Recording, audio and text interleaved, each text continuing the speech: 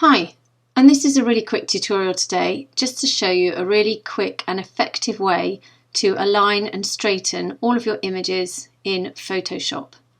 Now obviously you can use a rotate tool and sometimes you can use a transform tool for the entire image, but I am going to use the transform tool today, but I'm going to use it in a slightly different way. First of all, we need our guides. So ensure that you have your rulers visible. If you don't, then just go to View and go down to Rulers and ensure that's checked. Then all you need to do is click and drag. So I'm just going to pull my guides down to where I see a visible horizontal guide point. So you could use the ceiling, that's a little bit vague at the moment. I'm going to try to use that little bit of bulkhead there, just this bit here that runs along. Then I'm also going to choose this section here with the cupboards. You can see they're misaligned along here. And then of course the most obvious one is the flooring. So I'm just going to pop one down with the flooring here. Now this is a 2-point perspective, which means that we've got to worry about the horizontals as well as the verticals. And we're going to do exactly the same with the verticals. Pull these guides here along this wall. And I'm just going to use another one, and you can either use a window, a wall, or you can use the cupboards. It's entirely up to you. So once I've got my guides, all I need to do is to duplicate my background layer, click on it and drag it down to the bottom to the plus sign. And now if I go to Edit, Transform, or you can simply press the Command or Control key plus T on your keyboard, and I'm going to go down to Distort. Now the Distort tool will allow you to push and pull each of the corners of your image. So the first thing we're going to do is to line up this horizontal here.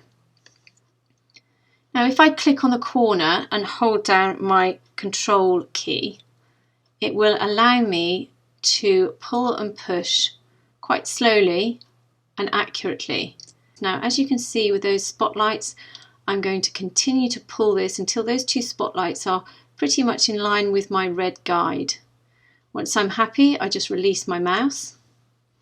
And again, we're going to do the same with the floor down here. Just reduce the size of my image.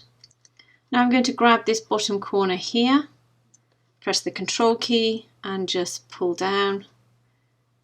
And again, you can see the floor lining up with my red guide.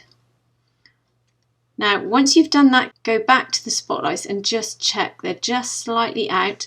So go back up and just slightly adjust those until they're correct. Make sure you haven't pulled anything out of the bottom, and then we'll address the sides here. So just looking at this line here, we need to pull this section out. So again, click on this corner square here, click, hold the Control key down and just pull that side out there. Now because it's the same corner as we used for the floor, just check that you're not moving that floor as well. Once you're happy, just release your mouse. And again, this side here, we've got some adjustment to do on this corner here. And let's line that wall up with my red guide.